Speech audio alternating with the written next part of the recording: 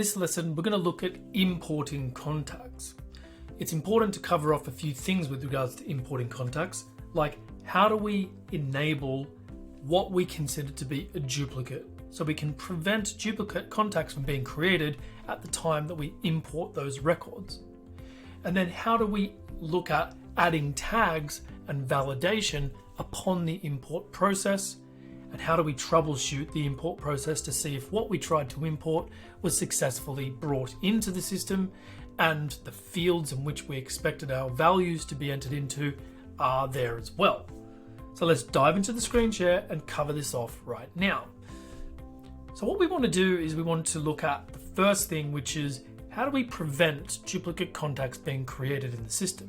Well, once you go to settings, you go to general, there's a couple of options sitting here. So allow duplicate contact is currently not set on. So if you tick this, you will essentially allow any duplicate contact to be created. So you could have a list somewhere where the phone number or the email is duplicated, and it will allow those to be created as two separate contact records or more than one contact record. Now there are use cases where you want this, but most of the time you don't want duplicate contacts, you want them to be unique. So ensure that this checkbox is in fact off.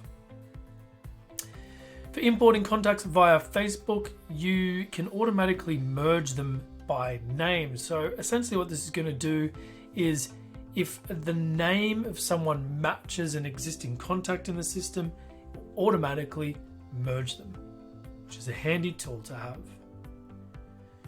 So now let's look at importing contacts. So I've got a list of contacts in a structured file format, CSV, Excel, so forth, but we really want to get it to CSV prior to importing into the system.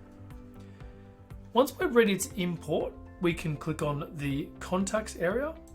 From the smart list area, you've got the import area, which is the up arrow. And what it's going to do is it's going to say ready to upload. So I'm going to grab a file from this list over here. Whoop, that's not the right one. Let's grab the right file. Here's a list of leads.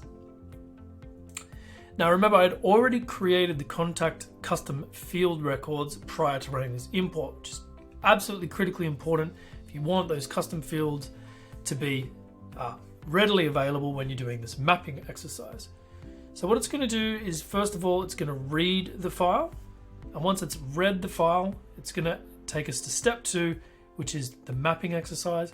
Step 3 is going to be some of the finer details of this import. Once we're at the point where we've uploaded the file, it's going to read that file and go through the mapping. So it looks at the column header from the file, it attempts to match it, and if it can't, it'll throw up this red exclamation mark. So this is considered as an unmatched column. Green tick means it has been matched. So with our contact fields here, we've got first name and last name. Now, Taryn Agasti and then Luke Atchison. It gives you 2 samples for the first 2 records to see what sample data looks like. If I looked at that and I thought, no, that's not a first name, I could of course manually change the mapping right here. So you go through, you select the correct information. I don't have custom fields for Facebook and LinkedIn and URLs and things like this, but I do have things like phone, email, website. So once I'm happy with this, I'm going to click on Don't Import Data in the Unmatched Columns. This is particularly handy if you're following a standard operating procedure and that you say, look, all of the columns need to be matched before you can import the data. Otherwise, we can ignore everything else. So more often than not, you probably would check this, but it's there as a safety. You click on Next, you give the import a name. So this is going to be, let's say I just went to a trade show, and these are all the business cards of people that wanted to win my bottle of wine in the bowl. So I'm going to say the trade show was called SaaS Mode Gods 2022. And that's a little bit of tongue-in-cheek there. So what I want to do here is I want to add new and update existing contact records. But you of course can say, well, look, I only want to add new contact records. So what this is going to do is it's going to say, if the email address or the phone number of the contact record already exists, update that contact record with the information in the import file, because that potentially is the newest information for that contact. Otherwise, if you're only adding new, it won't do the update process and it'll only add new information. Of course, you could just be overriding all contact information with new information, and that's just a pure update. So all three operations, of course, can be selected. And then it says, how do you want to identify a unique record? Based on their email or based on their phone number? You can, of course, give two unique keys by adding a second preference. So it'd say, well, check on email first, and if you don't find a match, see if you can find a match using another value. What's super handy here is the ability to add tags. So I often use tags like uncontacted or give it the name of an import or something like that, because then it just gives me a really handy way to stay organized with those contacts in the future with smart lists and things like that. And of course, if you want to, you can automatically add all of these contacts to a pre-built workflow or campaign. Now think about a database reactivation campaign where you're just getting lots and lots of data, contact data that is, but the outreach, emails, SMSs, and phone calls have already been pre-configured in a workflow. All you need to do is throw data at it. So this is a common use case where every time you run an import, you just want to automatically add them to the campaign. In addition to this, we can ask that to validate the email addresses through a Mailgun API call. I have to have a Mailgun account to be able to do this because it needs to charge me for that process. Once we're ready, we click on Submit, and it's going to import that file. So now we come to the third part of this lesson, which is to look at how to troubleshoot and look at the logs of an import. So once an import is completed, it'll give me a list. So it converts it into a smart list. I haven't yet shared it with anybody. I've then got the details. It's been completed. If there was a problem with it, it would give me a red error.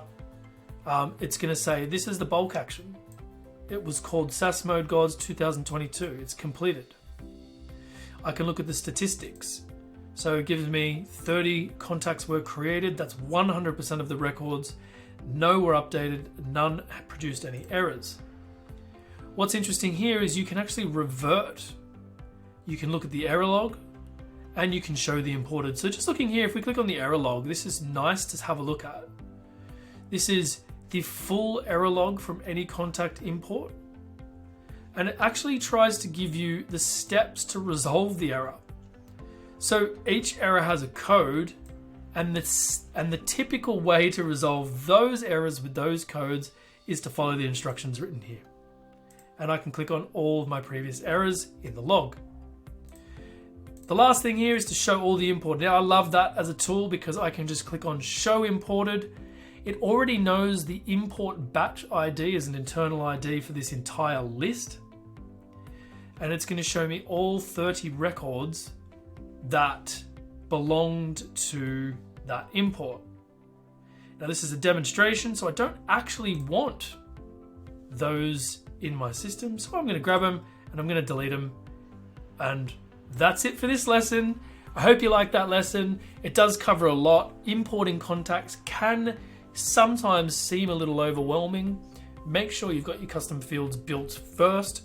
Make sure that they are the right data types so your mapping works flawlessly. And just know that you can revert imports quite quickly with one click. You can see how to resolve errors. And of course, you've got all the options available to you around adding, updating, and overriding existing records. That's it for this lesson. We'll see you in the next one.